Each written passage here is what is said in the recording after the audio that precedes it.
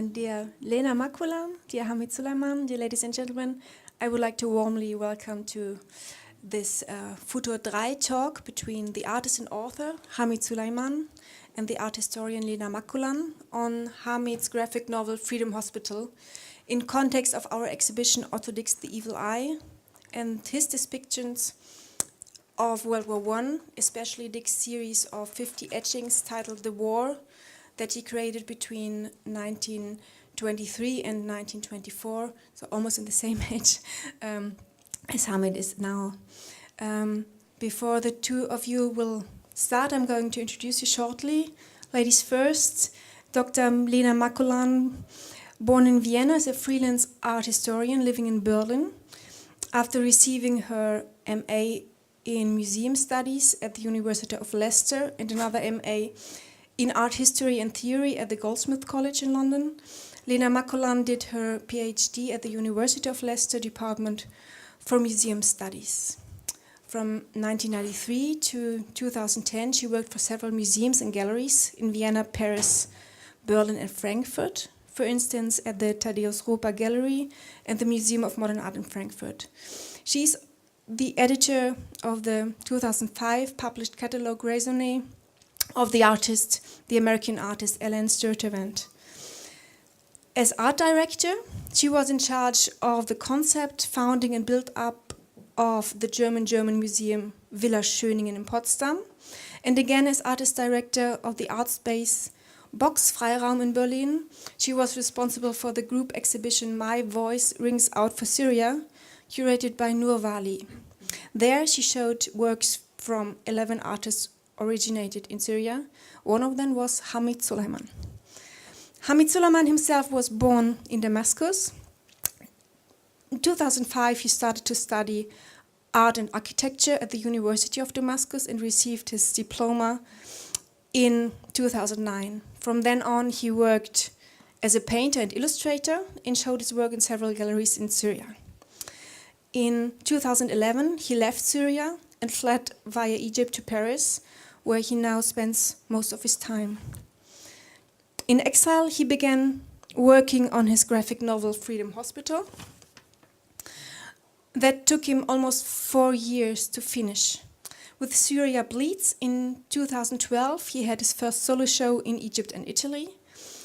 2014, Hamid Sulaiman won the Prize of Young Talents of the Institut du Monde Arabe in Paris. 2015, he took part in his first group show in Germany, the already mentioned show My Voice Ring Out of Syria in Berlin, followed 2016 by Freedom Hospital solo exhibitions in France and Germany. In April 2016, the graphic novel Freedom Hospital was published in French. Just 2 months ago, in March 2017, the German translation of Freedom Hospital followed. Right now, he is artist in residence at the Center for Advanced Study in the Humanities, Law as Culture in Bonn, where he works on his second graphic novel with the title 82 Before Freedom Hospital.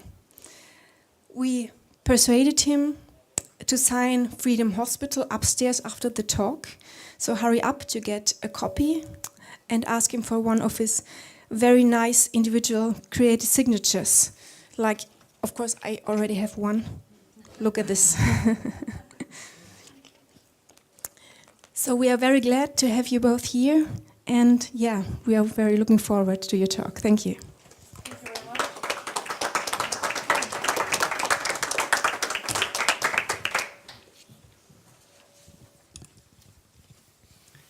Thank you very much for this very kind introduction, and good evening, everybody. Great to be here with you, Hamid. Thank you so much for being here with us. Thank you for being here, all. So let's jump right into it.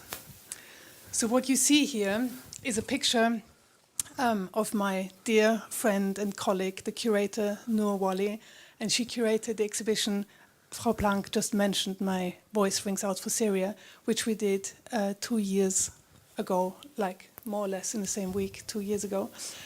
And when we were planning this exhibition, I was asking Nur that we would be interested to show an exhibition in Berlin of the best of the best of Syrian contemporary art. So I said to her, we want, from the very established, mature artists to artists who are in the middle of their careers or very young, creative, new talents.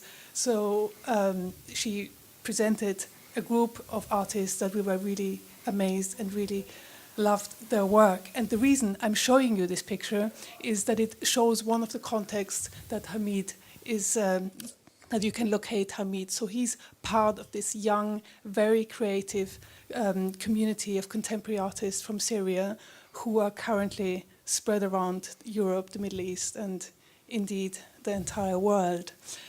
The other context that I think that you can locate Hamid's work is, if you see it from a more broader perspective or international art historical perspective, you can see that Hamid's work is part of this history of artists documenting the war. And what you see here, most of you probably know, it's like one of the most famous series on the war. It's a series of etchings by Francisco de Goya, Die Schrecken des Krieges, the disasters of war. Another artist who is in the same sort of spirit that Hamid is working. I'm sure all of you know Käthe Kollwitz and the children the hungry children of Berlin in the 20s after the First World War. And indeed Otto Dix, who is also in this legacy of artists documenting the horrors of war.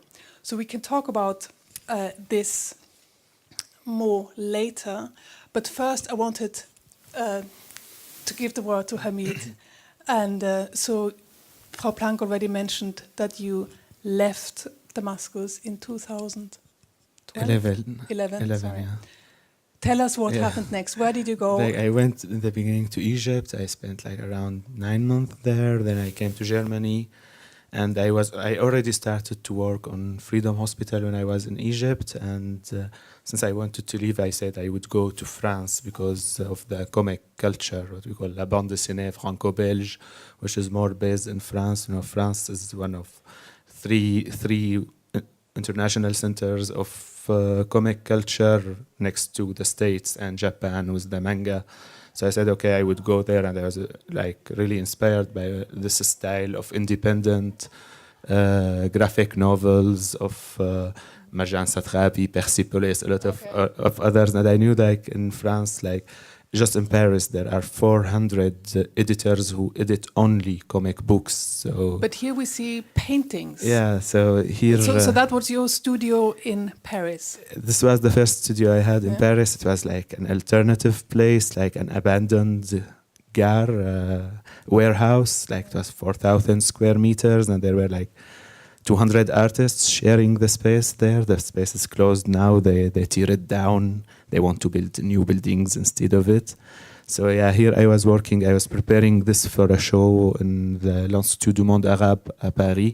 That it took place in 2015 also, I think. Yeah, it was just before I came to Berlin, and it was Ammar Abdrabbo and some of the artists who were in Berlin. They were exactly in the same group in Paris. So I was preparing for this show. At the same time, I was working on the comic book. Okay. So before I'm going to ask you about your relationship in Germany, we just jump right into the book and what you see here, but unfortunately it's probably the script too small, so you can't read it. I'm going to read it out to you. It's a joke, and I'm going to read it to you in German. Ein Kurde stirbt und die Engel des Todes erscheinen ihm. Sie verkünden ihm, er sei ein guter Mensch gewesen und komme daher ins Paradies. Aber der Kurde lehnt ab. Die Engel schlagen ihm die Hölle vor, aber erneut lehnt er ab. Also fragen ihn die Engel, wo willst du denn dann hin? Und der Mann antwortet, ich will nach Deutschland. So, I think it really captures, or at least that's what I think, it captures that you really like Germany a lot. Yeah, and this joke, actually it belongs to the 90s. It started really before all of this, and it was more specific to the Kurds, because the Kurds, they were like really followed and not free in Syria. They couldn't use their culture. There's this issue about the Kurds who are a nation divided between three countries. It's a running joke sort of thing in Yes, Syria. since long time. It's not an invention of yourself. Before Okay. before the events in Syria, before the war in Syria, before everything, this was known as a joke. So I said, okay, since he is a Kurdish character in the story, he could say it. And it was like, and mostly it's Kurds who say this joke about themselves. Like Arabs, they don't say it about Kurds normally. So this is how it goes. But now that you're living in Germany, does it feel like paradise for you? Is Germany a good country for you to be in? Like, since I was in Syria, I was really impressed by Occidental culture. Starting with American culture, since I learned in Syria, in my childhood, it was more real like North Korea, Cuba, this kind of real closed country, sanctions, closed borders, not easy to get out or to get in. And it was a really closed country where nobody can import or export but the regime, and all sort of media were forbidden. So like, but even now that you're in Germany, yeah, tell but us about it. I was. We see a picture here of an exhibition, Yeah. and someone really nice has actually visited your exhibition. Tell us about it. Where was it? Yeah, this was in Rockensbau in Brandenburg in Berlin last summer. Last summer, yes. A group exhibition? Yeah, the group exhibition that takes place every year since 27 years in Brandenburg, in different castle every time there. And it was in Rusko this time. And it's under the patronage of the Foreign Ministry, I guess. Yeah, and several galleries and cultural centers, I think. And there was also the American ambassador or something like this, yeah. But like he is really active actually in all galleries and art scene in Berlin, and I met him the first time in an opening for another artist in the gallery where I work with in Galerie Krone in Berlin, and here he came to the show after the opening, so the artists were not here, I was not here. Like they said that he came on his bike. I don't know from where, since Brandenburg is really far, so I assume that he took a car somewhere close and then he it's not normal that he comes from Berlin on a bike to Brandenburg. He doesn't look so much sportive anyway. Yeah, but it's a funny picture to think that the foreign minister is coming from Berlin to Brandenburg on a bike to see your show anyway. Yeah. Fantastic. So let's move. That's another show you had in Berlin, your first show at Galerie Krone. Can you tell us about it? Here, this is after we did the first show that thanks to Lena and Noor that I came to Berlin to work for the first time. I met a lot of people, and one of them was the gallerist from the gallery that I work with, and he invited me, and we started to speak to work with him for the gallery. And I was doing mostly paintings to present in galleries, and I was doing comics for comics. I was separating the two practices from each other, and when I was showing him all my works, he said, okay, what we should present is the comic as an art. And here we presented all the original drawings of the comic, and we most of them, actually like 60 or 70% of them, and we decided to recreate them in a different way from the book to represent groups of work together. And we decided to keep the text also empty, to focus more on the visual part in this show. And this show is turning like a lot of places recently. I showed it in Dresden, now some parts of those works in Amsterdam, and the other part in the Biennale of Milano, and the other part in Emden Kunsthalle, now where we are speaking, yeah. And after this exhibition, your book was published in German, is that right? Yeah, and thanks to this exhibition, actually, like when some journalists came to interview me for the show, and one of them was a journalist from Der Spiegel, like his name is in the book, on the back of the book, and he saw the show and he interviewed me, and when he got out, he just called the editor of Hansa, who happens to be just in the next building from the gallery, and he said, there is a book that you should buy now, today, before we publish the articles tomorrow. So he just really came directly, and it happened that my editor from France was coming, and they just happened there. And since they said him, like all journalists, they said him, if you wait until tomorrow and all the articles will get published, especially that Site magazine, they dedicated a whole issue about Freedom Hospital, 30 pages just about the show. So the editor of Site magazine said, buy it today. If you wait until tomorrow, it's gone already, and it will be more expensive. So it was not true, I think, but like it happened, and like they did. I saw my editor, the French editor and the German editor, they were like checking hands on the book, like old school way, not signing a contract. So we've talked so much about it, but tell us now, can you sum it up like in 2-3 sentences what the book is about? We're going to talk about it in more detail, obviously, in a minute. Yeah, we're going to go through all the 5 chapters. But before we go into the details, where is the setting of the story, and who is the main character? Like the real hero of the story is the hospital itself, and we see inside this hospital gallery of 12. What kind of hospital is it? it? It's a field hospital done by activists and by militants who wanted, and doctors who wanted to save people under the war, especially in the areas that were called liberated areas, or like the areas that are not under the control of the regime.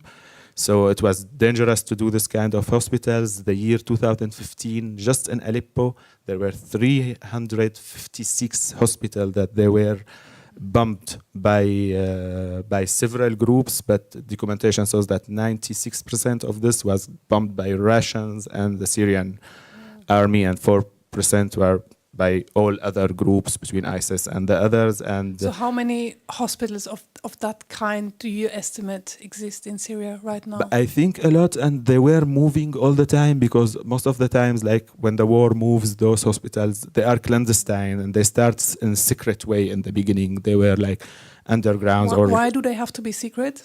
Because the regime will not let people help rebels or help people who are opposition. So, and actually in Syria, like the most 2 dangerous careers now since the beginning of the war is being a journalist or a doctor. So this is why I presented 2 basic characters also, who was one is a doctor and a journalist who came to make a documentary about this film, about this hospital. And here we find 12 characters who are like representing some part of 12, where we can see 12 different perspectives, 12 different points of view about what's going on in Syria. So like now it's very fractured in Syria. A lot of times people ask what's going on in Syria, and I say, okay, it depends. The answer, it depends on who you are asking, because for some people it would be just a revolution. For some people it would be just terrorist attacks organized by Qatar and Wahhabism. For others it will be everyone will give different answer. And also like the situation on the field now, like in some cities life is normal, people are living fine, finding everything, it's safe, just 1 kilometer away. The hospital is like a microcosm. It's like Syria in a nutshell. Is that what you're saying? Like more or less 12 points of view, because like if we will go to all points of view in Syria and all situations in Syria, it's really so much different and so before variated than this. We go further into it, just tell us, who is Yasmin? Like the characters are all of them, like it's a fiction story, it's not a real story, but it's inspired by real people that I met. And like Yasmin, my imaginary girlfriend, maybe she might be, but also I really inspired her by a lot of we have this image always about sexism and machismo in the Arab world, and it exists, it's true, but even though there are a lot of women, and I think this happened also in the like 100 years ago when machismo and sexism was ruling Europe as well, women who really fighted, and they didn't apply to all of this characterization and stereotyping, and they just lived their life in a normal way when it's not normal to live like this. Like you should be a girl, you should be at your home, you should not work, you should not take decisions and all of this, and then they just don't obey. And this what push society by giving example, by doing things. And like I know a woman in Hama who did a hospital like this, and she took everything on charge, and she ran the hospital like this for 4 years, and then she had to leave, and she went to Paris. Okay. Yeah. So all the characters, they don't exist. They're not historical characters, but they are imaginary characters, but they are based on people that you know and that you know that exist. And that Exactly. Okay. So you divided the book into 5 chapters, and you called these chapters according to the different seasons of the year. So it starts with spring, and then you have the summer, autumn, winter, and then the 5th chapter is called Spring is Coming Again. Why did you choose this structure? The thing of all of the names was the media that happened, was the Arab Spring, was the Islamic Winter, was all of this at the same time. That, as we say in Syria, as I said in Syria, that it's really different from one city to another. So in the beginning, I didn't want to choose specific dates. So I decided I will make different seasons, and these seasons will represent the common situations between cities in Syria without getting in details, because even the city that I am working in is a fiction city. I didn't say where is the city exactly. I said it's a city in the north of Syria somehow. So this all symbols of spring, summer, autumn, winter, and the state of the way you look at events, because in the beginning when it was called Arab Spring, there were this positive way of looking at the events in Syria. Like, certainly since I was participating, I had very positive look at what's going on, but I also saw the international reaction about this. It was mostly positive, that naively a lot of people from us inside and outside who thought that this movement will lead directly to rebuild modern democracies in the Middle East. Tell us what we are seeing on this picture. We have here different like it's one demonstration, but there are those are real, like I reworked on real photographs of press, and I recreated them, and I put my character inside those photographs. So I decided to keep the writing in Arabic and not translate it even, to keep it like how it is. And they are singing a song about liberty here, yes. Yeah. So you can so see German. This sense of hope and optimism. Exactly. And So this is why it was the for spring, and with changes of seasons, there's changes of status in the city, because in spring they are still revolting against the regime. The regime is controlling the area, demonstrating and getting killed, and the circle of demonstrating and getting shot again. So in summer it would be another situation where the regime is out and it's now controlled by what's called Syrian Free Army. Okay. So it's different situation, different state for the city and the way to deal with, because when the regime gets out, they stop all public services. They shut down all schools, they stop paying salaries, no schools, no hospitals, no electricity, no water, nothing, and people have to run by themselves. And this was a really different way to deal with, because people were not people are never prepared. I mean, like now if the Stadthouse here decided just to shut down and run away, there it will be a big problem for everybody, and people will get organized to sort things out. So in the first chapter, you can, on the one hand, feel this sense of optimism, but then on the other side, you can also feel that the regime is sort of going to fight back. Is that? The thing, that people thought that there will be a limit, that it will not arrive to where it is today. Nobody could imagine this. I mean, and this is what happens in all wars. Always, like in the First World War here in Europe, like, okay, we are going to war and we will come back before Christmas, and it went for years. And it's always in all wars, it's like this. We think, okay, it will go just for 2-3 months, we will win it and it will be over. So this is how people think. But me, for example, since I started to become a military conflict, I believe that it will go for a really long time. Like when it was more pacifist, there were more hope that it will get more like support and sympathy and legitimacy also to defense this movement. What you're describing now, I think, really is captured also in this image, because here you're your protagonist, he's saying that you have to be careful that when you fight the monsters, you don't become a monster yourself. Can you expand a little bit on this? But it's Nietzsche who said this actually. So like this sentence was what I say since the beginning, that if you want to fight this real armed brutal regime, you should not be like them, because this is their goal. This is the language that they understand. The regime has nothing to offer but war, and it's a military regime. And since the beginning, they wanted to move the conflict to become military conflict, because when it becomes military conflict, they can win it. This is how also the regime thought. But at the end, now we are 6 years, nobody is winning. And in any civil war, anyway, nobody will win. The whole country will lose. So in the second chapter, it's called Summer. And the revolution is really gaining momentum. It's getting really hot. The revolution is turning into a fully fledged civil war. Tell us more about it. Like, it's just that how things are changing, how people are looking at things, how this realizing, even between us Syrians, it was really difficult, because like some people would say, no, we are against the term of using the term war. It's not a war, it's a revolution.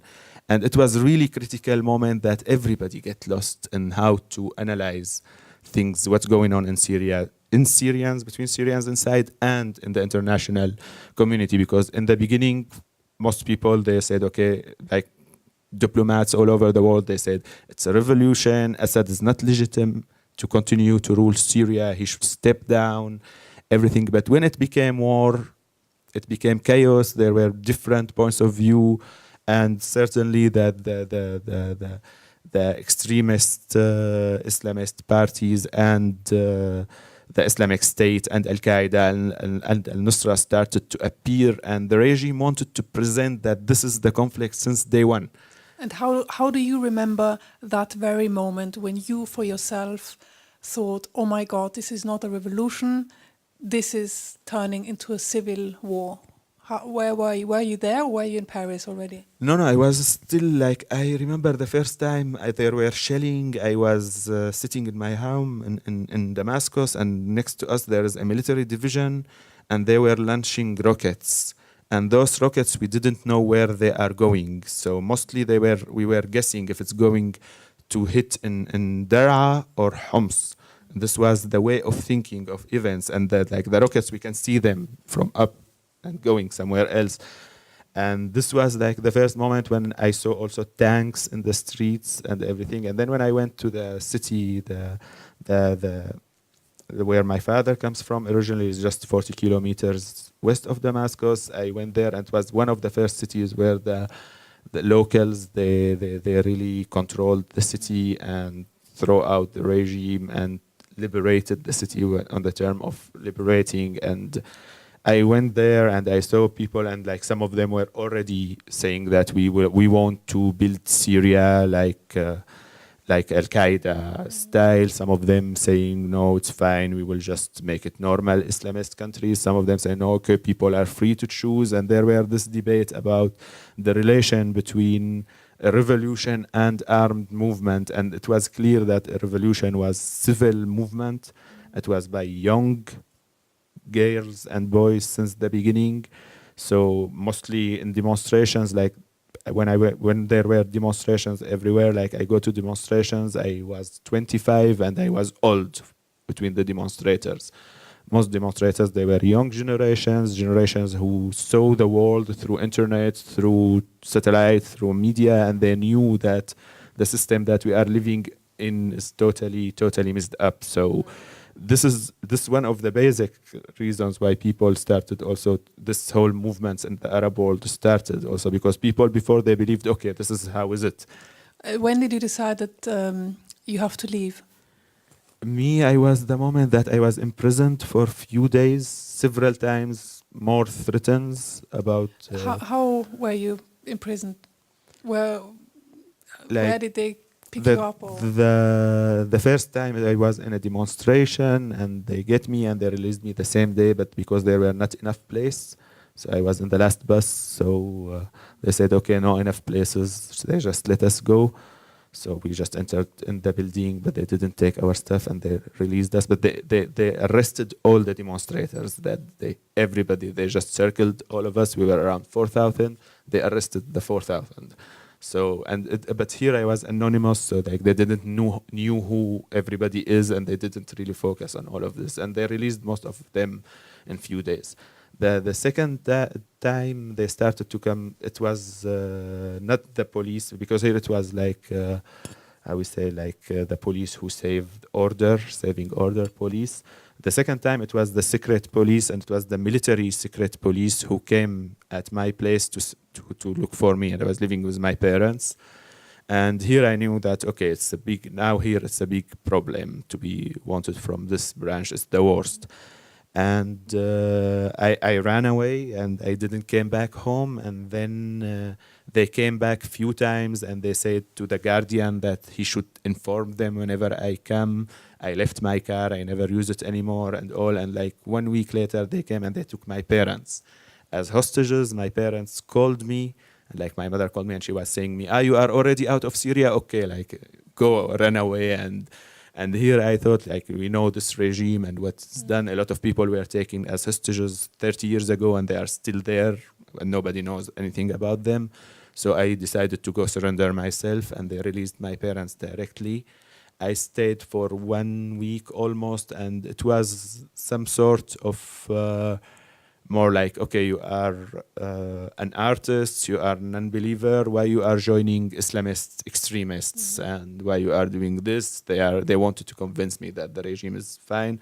And this was some sort of protection also for me, because since they are presenting that it's all extremist movement, they didn't want to kill or torture an artist. But in this, to become known to the public, to go, they did it to other artists later. Few months later, they didn't care anymore. But in my time, few artists other than me were arrested, and it was the same way of dealing. But it was threatened. We were threatened with guns, with everything. I signed like 100 papers, empty papers. They can fill whatever they want inside. And they accused me of 6 accusations, like making secret groups. They forced you to sign blank papers. And they kept my identity card and everything there also. They didn't really release all my papers. They sent me to court, to terrorist court.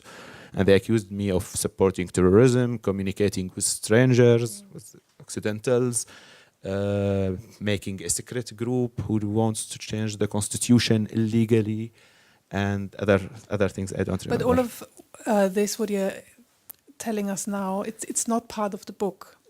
Yeah, I mean, it's not. No, it's not. It's maybe the spirit of the book also carries. Yeah, this, the thing that I didn't want to tell my own story about this book.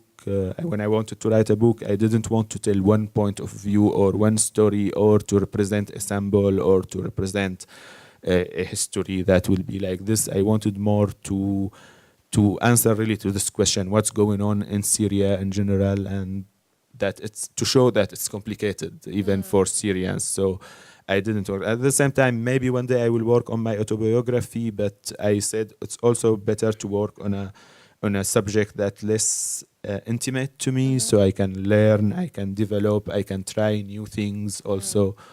But what was your main motivation to do the book? Like several motivations. The thing that first of all, since I went to Egypt, and I was a little bit shocked, because when you are inside and you see that, we see what's going on, and you see how the media is dealing with the situation, and you think that, there is a clear vision about what's going on. And then I went to Egypt, and Egypt is just a neighboring country, speaks Arabic. Even Syria and Egypt, we have been one country 60 years ago. There were a union between Egypt and Syria.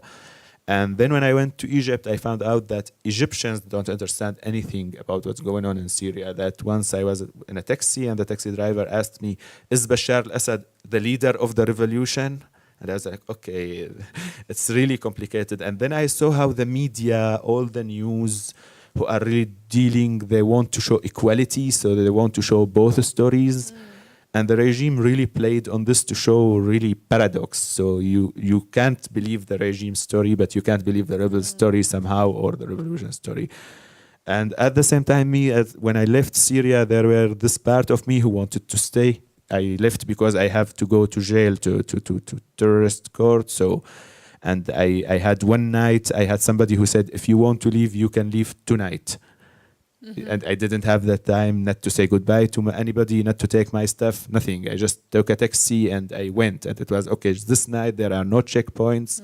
And there's a lieutenant in the borders who can make you pass. He was helping guys in the same situation. So it was this night, even you go out or maybe you can never get out. So there were no time to think about anything. And even when I went out, I thought maybe I will just go out until this court things get solved, until things calms a little bit for a while. And now it's been 6 years almost. Yeah. So now that we have heard so much about the content of the book and your motivation to make the book, tell us a little bit about how you made the book and how does your technique work? I've been running the pictures in the background so that you get an idea. I mean, obviously you can't read all what was written in there, but you get a feeling for the kind of style. And tell us more about how you construct the images and who has inspired your work. Yeah? Is there anyone who has inspired this work? Like especially for me, Marjan Satrapi always number one. Like I knew this term of graphic novel from Marjan Satrapi, not the comic, not the traditional comic series, from Marjan Satrapi. And then when I went further and further, I crossed Maus, Spiegelman, Joe Sacco, and a lot of other authors, French, American, different authors, and who worked to. What is Joe Sacco famous for? Joe Sacco, he did about Palestine 2 books. One of them is called Palestine, and one of them is called Gaza Footnotes. He did another book about Yugoslavian war called Gerodzde. I don't know how to pronounce it. But he is a journalist. He's not a comic author. And in the beginning, he wanted to make documentaries. And the complications of making production and all of this, he decided to make more comics. And he drew his photos, his drawings by himself. And he went there to document, to take photos. And his work is more documentation than doing a comic. So the story about his book is a journalist who's going to investigate, and we see what's going on. So it's real documentary style how he did it, and he really made a revolution with this style. And like he was judged a lot about the style, that it's not good illustration. At the same time, people find it nice. Then people started to challenge that. Okay, it's a masterpiece somehow how he did it. Then tell us about this picture. This picture is... The question is, tell us how you construct your images. Yeah, like I took a lot of real photos, and the goal was to take... we see a lot of photos in the media from Syria making the covers of journals all over the world, TVs everywhere, and we don't know what the story behind this photo. So one of the goals also in making the comic was to show those photos and put my characters inside, and to put stories behind these photos. And this photo was so much impressing for me because it's a friend of mine, Ammar Abdrabbo, that he's a Syrian French photographer who's one of the most known about war photographers now. And he did this photo in Aleppo, and in every show we do in France or here in Germany, people think that he went to Aleppo and he installed those sheets to make an art installation and to take the photo, just to make artwork. And the thing that those sheets were to block the vision of the sniper. So what I did here, I was really, I love the photo as a photo, and there are 2 photos actually. I took 2 different parts from the photo because he took 2 photos for the same kind, not the same place, but the same kind of sheets. And I found that the sheets are more beautiful on the other photo, and it's vertical. But the problem that there were armed people. You can see armed rebels down the photo. So it was not the context to share here, the context. So I mixed both photos together, and this motor, the guy on the motor just is like just impressing how he's going to this place, like it's the front line, the most dangerous front line during 4 years in the war in Aleppo was this line just here, and this guy in his motorcycle just going nobody knows how. And it was really dangerous to take this photo because he didn't have time to take it. It was few seconds. He couldn't take several shots actually. He took 1 shot here and 2 shots on the other place. Like he didn't have time to really take the photo as he wanted. And I found it really impressive, and I put a sequence how people install those sheets actually. Now that you've heard how one of the approaches of technique of Hamid Sulaiman works, who wants to take a guess where these beautiful hands are coming from or are based on? Who wants to take a guess? Frau Planck? Okay. Muss man nicht sagen. Genau, so ist es. Okay, but why are you working black and white? You're working in digital media and you're mixing photography, scanning, drawing, painting. You're overlapping everything, but you could easily work in color. Why are you choosing black and white? Since I studied architecture, I was really impressed by shadows. And we had this class every year of shadows and perspective. And then when I started a master that I didn't finish, I was in this architectural rendering, and I wanted to continue also in shadows and perspective. So most of the time, actually, in the whole drawings that I do, what you see in reality, just shadows.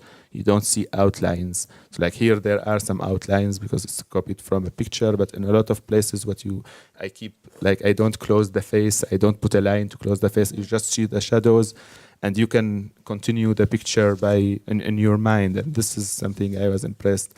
At the same time, the symbol of having black and white, what black and white could represent about bad and good, right and wrong, all of this. And I had this, when I was more younger, like I was more strict about it. This is right, this is wrong, I am right, you are wrong. And people always used to say me, life is not black and white. And I used to answer, what if the life is black and white, really? At the same time, even in colors, like when we want to make gray, the 50 shades of grays, all of them, it's like when I want to make a gray, it's not half white acrylic with half black. Yeah. You take white, you put a little bit black, a lot of white, a little bit black, it will be gray, the middle gray. That when you saw the cycle of war of Otto Dix just half an hour ago, how did you like the aqua tint? The thing I really like that I see how a lot of artists were inspired by him. Artists who worked about war were speaking most of his works. I can show the comic books of Tardi, who did a lot of work on First World War. We saw some works that we saw that's Picasso and Dali together somehow. And at the same time, I saw some works that I am touched by, and I reproduced maybe before seeing them or after. I don't know, it's the same subject. And also the subject of working about war is really tricky because it's as easy, it is as complicated it is, because it's political subject. It's difficult to express really yourself about this subject, to say why you are doing this, how you are doing this, the motive, the way of doing them, the question of is it with or against, all the questions about positions about war. At the same time, how people can interrupt this, how people can maybe use it against the way that you did it. And at the same time, it's easy to just fall on the very direct way of presenting this. And me, I was more on this side, that I'm taking really the direct side to work on it. And I see like in Otto Dix, some of his drawings, there are real figuration that you can say, and some of them on photos, as you explained us now. But some of them, they were really more abstract, and it's the same body of work that Which he's one doing. was your favorite? Like the gas masks one, it's still the favorite for me. Like 1 century, and this gas mask was like the whole world accepted to stop chemical weapons and gas, and now it's used again in Syria. It was used before in Iraq. Like, it's a really big subject, this gas mask, and to see that I did this work, and I don't know if I saw this work of Otto Dix before or no. Certainly I saw it, but I didn't know who he is or anything. And I did reworked on this gas mask in different projects, actually. In my comic, there's a character who wears the gas mask all the time because he's afraid from a chemical attack that might happen every time. In a theater play that I wrote, we had a character also who has a gas mask, and we wanted also to create a huge gas mask. And then with the drawings that I presented also in Berlin, with the show that we did there, where I have my gas mask drawing. So this subject is really complicated somehow. Yeah, one of the things that I thought that Otto Dix and you share, what you have in common, is that your motivation to do it was a kind of a pacifist statement. And the therapy somehow. And the therapy as well. Yeah, and I think this is the real motive, because a lot of times when I want to draw, I don't decide what to draw, like improvisation. Like, okay, I just take and I sketch and I just find myself drawing some things, and it might come from like subconscious or motivation. But at the same time, this is a catharsis way, practice to like remove all of those memories, news. When I was living in Paris, watching the news in Syria every day, we had every day on all the media all over the world, you have like today in Syria there are 300 victims, today in Syria there are 400 victims, today there are 200 victims.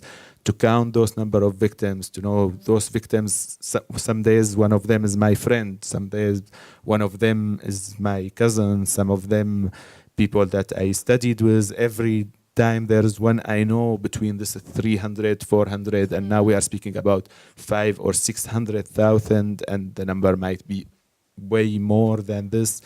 And like, just when I go to my studio and draw, it's more before thinking what I want to draw, I just like some sort of breathe out all of this images, all of this anger, all of this. The book, at the end of, more or less at the end of the story, the hospital gets bombed, and then Yasmin and what's his name, Fawaz, Yeah. they are fleeing onto the other side of the Syrian border. They are going to Turkey, and they rebuild. Spoiler alert. Sorry. Spoiler alert. Sorry. No, the point. I'm so sorry. No, the point I want to make is they're going to rebuild the hospital. and again, but they rebuild it every time. Spoiler alert again. So the reason I'm spoiling it, is because it's a very positive end, and I want to know where you take the energy from after all we have seen to still be so optimistic. First of all, that whenever I look about this Syrian conflict, I know that there is no war that went forever. There's no war that went on for more than, I think the longer one, 300 something years. So I hope it will not go like this, but wars will end. All wars ended. And like even people who here in Germany during the Second World War, they will not see an end in whole Europe, not only. And you see this in Otto Dix drawings, like especially between the First and the Second World War. So this war will end certainly. So this is something that it's sure, totally. And at the same time that when we look at history, it has never happened that anybody moved from like a dictator, totalitarian or a monarchist system directly forward to democracy. Like in France, the revolution was really bloody, and after the revolution, there were Napoleon Bonaparte, who was some sort, people discuss if he's worse than monarchy or no, he was an empire, so we don't know. And then a lot of like 100 years of terror in France, all of this, and the real democracy that was given as the real concept of republic that was applied all over the world almost now. It took hundreds of years to be done, and I always hope that we don't have to pass this But apparently there is always this bloody battles that happened all over in the whole history for all the countries. And I always look at the lesson to learn, I mean, and I always look like I'm here really impressed by the German model, by the tolerance. I remember the first time I went to Berlin and I saw the Holocaust monument. It was really something that really shock of tolerance that I never imagined, and like it never happened. I never saw it anywhere else all over the world that somebody like admitted their crime and apologized for it in this way. We know like Turkey until now they ignore the massacres they did against Armenians. France until today they never apologized officially for all the colonial history. They say that it was not good, it was not, but they didn't do a monument for the crimes they committed in Algeria. And until now it's a debate if what should happen about this. So, and to see the images, like when I see now the images of Aleppo, I like the first time I saw this kind of images, it was about in Germany. So every time I see these photos of Aleppo, I say, okay, it was like this here everywhere in Germany. So like always to keep this example and to keep that there is something to do after and there's something to do now instead of just thinking of the wars. Something myself, I decided to do this part of documenting, writing part of the history. And everybody, and a lot of Syrian guys all over the world now, they are working in a lot of domains. There is this concept of personal freedom also that we didn't have. It's a patriarchal society controlled by the Eldish, where it was really hard to fight against all of those strict familial patriarchal tradition. And this is something that already collapsed now in Syria. And this, for example, because the family are so spread all over the exactly, place. this is bad that the families are spread. But for example, now, like in Syria in general, a girl will not be allowed to pass a night outside of her home, not in any reason, even if her family are open-minded and they don't care about her sexual life. But okay, for the neighbors, for the family, it's better that nobody sees or notice that you are sleeping out. But now, like a lot of girls, they are just living here in Europe alone, and for boys the same. I mean, like when you speak about patriarchal society controlled by the Eldish, it's difficult. Like for guys, it's really difficult. You know, it's really difficult for young guys who don't want to apply to the rules of the Eldish. So speaking about girls in this society is so way much worse.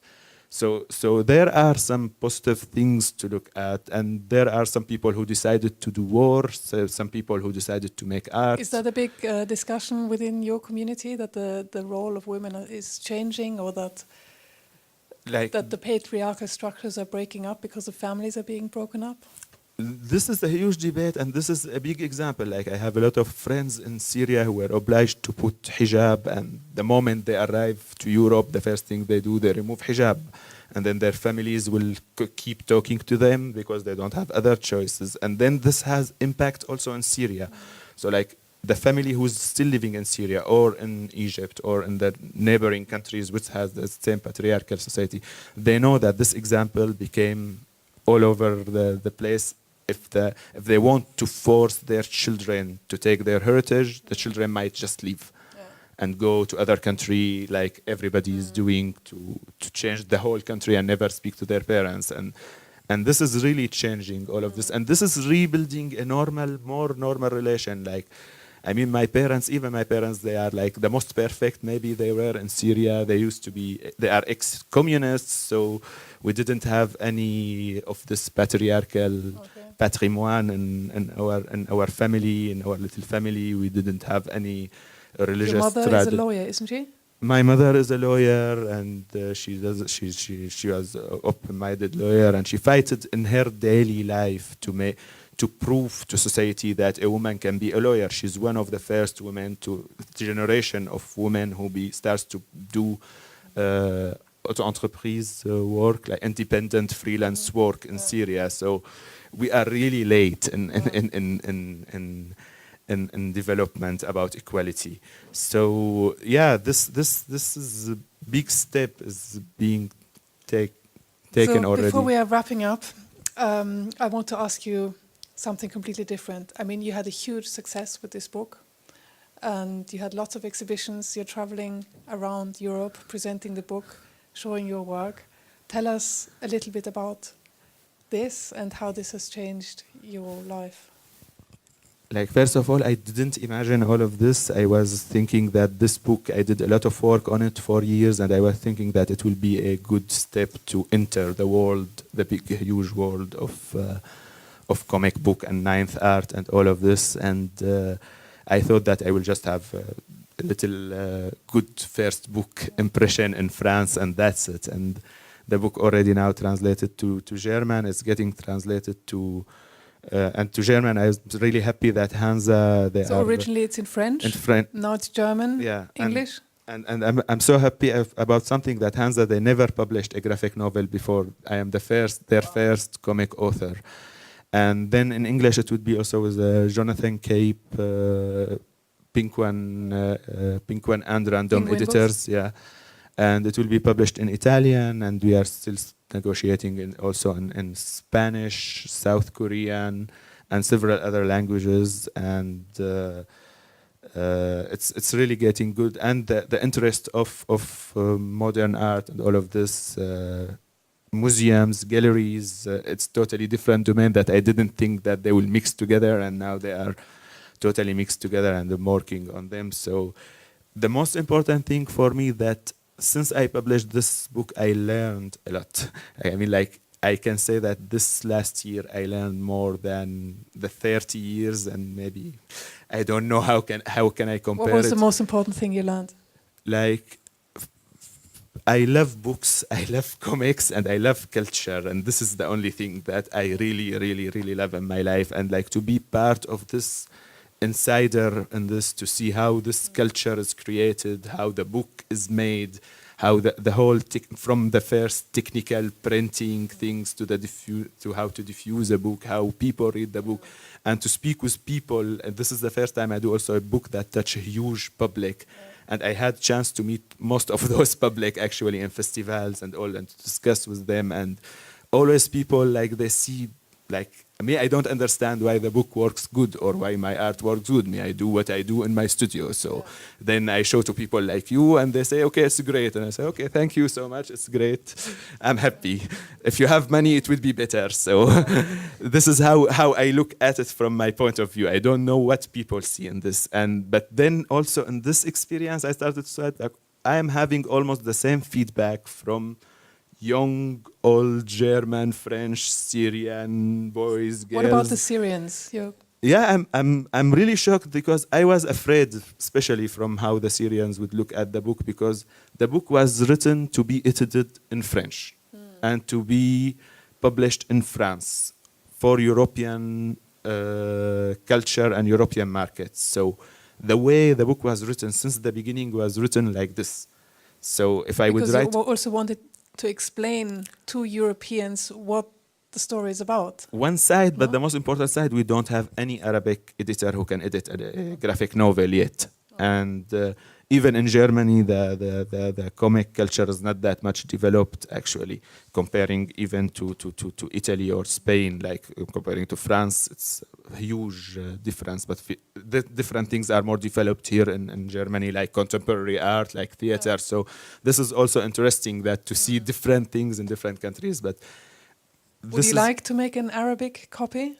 Yeah, I'm still working on it, but I have a big technical problem that Arabic is from left to right and right to left, and I had to invert all the images, and it didn't make really sense for me when I inverted them. And at the same time, there is the manga style, that the manga, they don't invert images, but people who read manga, they take time, and most of people, they can't read manga since the beginning, but people who read comics, they can adapt to read a manga. But people who never read comics before, you can't say them, okay, here is a book, and it's a culture that you don't know, and it should be written on the opposite side. So I tried it. I made the pages actually in both ways, and I found it really complicated. And anyway, I will never find an editor. So I have the rights of Arabic for me, and it's signed in the contract that I can publish it for free on internet. And we have several platforms who are working on this, but I'm still in this technical problem. And I wanted also to see what Syrians think before to publish it in Arabic. So a lot of Syrians read it in German and French, and I'm more motivated to see their reaction. But I'm really shocked how everybody, almost people, they notice the same pages, the same sentences. I like to do always this kind of presentations, never to just read my book and repeat the same speech every time, because every time I'm having new ideas, new aspects of the debate, but most of the times the same photos come back, the same questions, the relations with the images, with war, with documenting characters, hero, all of this comes almost the same. So this is really the thing. So before we are wrapping up, tell us, what are you working on next? Yeah. Now I am in the residence in Bonn. I'm working on my second graphic novel, which is related to this, which is one of the characters actually in this book who lived, and I mentioned this since the beginning of this book, who lived the events of Hama 82, and those events massacre actually. So not a lot of documentation about this, but Human Rights Watch says that during 3 weeks, 25,000 civilians were massacred by the Syrian army, and the same as today, the groups who are loyal to Syrian regime, and almost 15,000 people who disappeared. The whole city was destroyed. Third of the city was demolished by TNT and by bulldozers. I met a lot of people who lived this. Everybody in Syria knows this story. People are with or against the regime.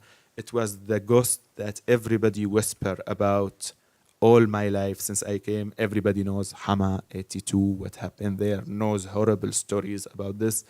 But there were only photos of the city getting destroyed.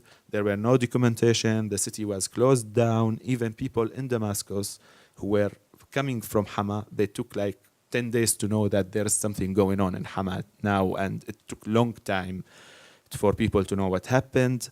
And of course, nobody, it's a totalist system who controlled all the media at the time, and there were no mobiles, no cameras, all of this was not accessible. So, and people never thought of documenting at that time. And this is actually why people thought of documenting this since the first day in Syria. People started documenting because they didn't want that Hama repeat it, gets again. And me, I wanted also to know more about the subject because there are documentation done by Muslim Brotherhood, and they are more showing their part of the story and showing that they are just victims in all this story. The regime says it was the same media as today, that it's all terrorists, Islamic State who wanted to make an Islamic State. And the same, actually, I brought the journals of the regime about Hama, and it's exactly the same articles the today. journals of the regime, like what the Ba'ath Party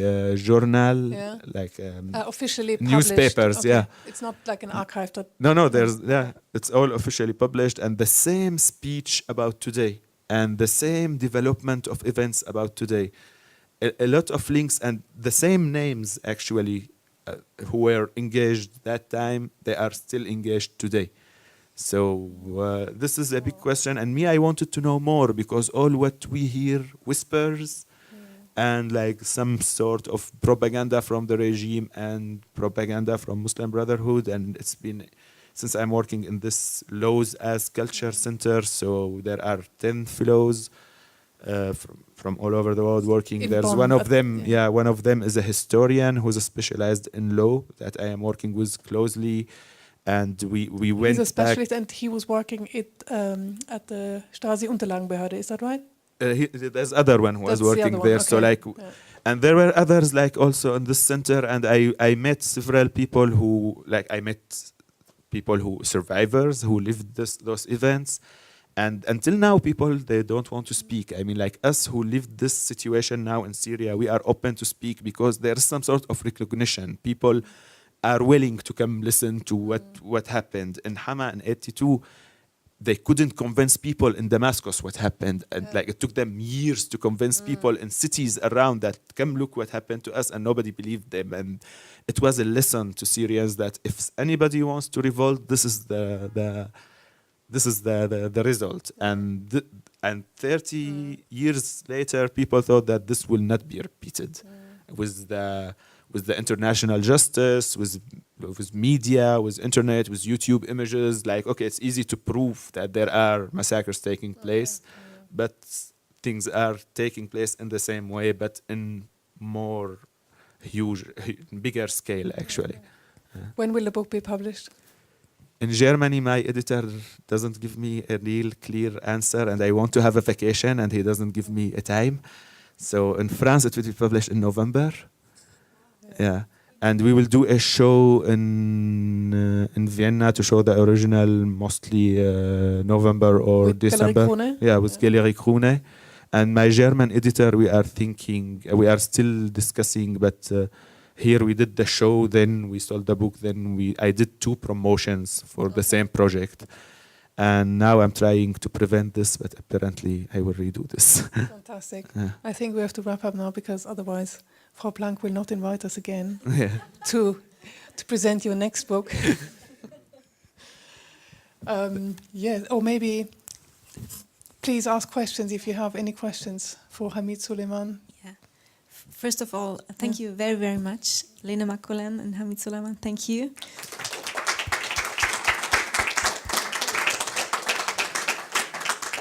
Yeah, maybe questions? Somewhere? Someone?